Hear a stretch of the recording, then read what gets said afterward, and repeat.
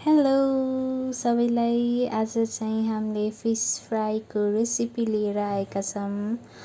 फर्स्टमा माछालाई यसरी सफा गर्ने अनि एउटा सफा गरेको माछामा हामीले चाहिँ मसलाहरू रेडी गरेका छौँ। मसलामा चाहिँ फर्स्टमा चाहिँ हामीले एउटा अन्डा राखेका छौँ। त्यसमा थोरै पिठो, अदुवा लसुन पेस्ट,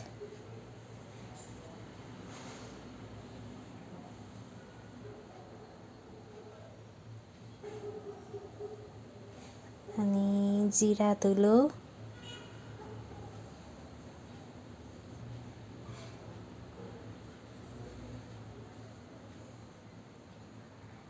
खुर्सानीको धुलो, बेसार,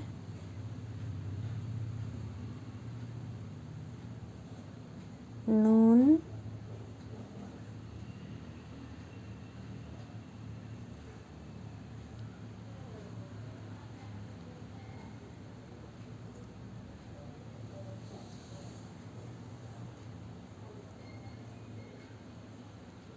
गरम मसलाको पाउडर,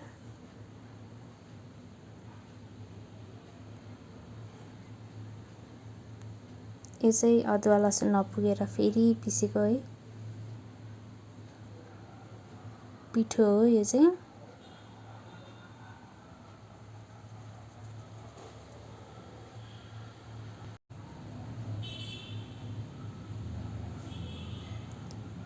यो मसलालाई चाहिँ मजाले मोल्ने अनि त्यसपछि सबै माछामा राखेर यसरी मोल्दिने, माछाको भित्र जाओस् भनेर।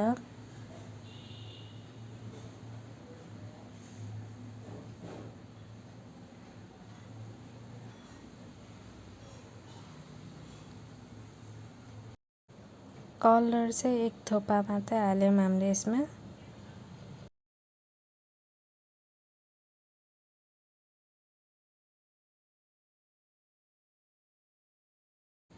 माछा मोल्दा चाहिँ हामीले चाहिँ यसमा थोरै गर्दै तेल पनि हाल्दै गऱ्यौँ। यसरी सबै माछामा पर्ने गरी मोल्ने हो।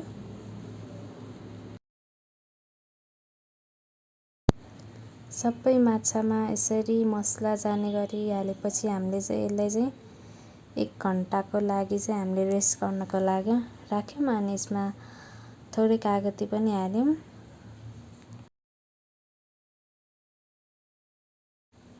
अब चाहिँ हामीले माछा फ्राई गर्दैछौँ।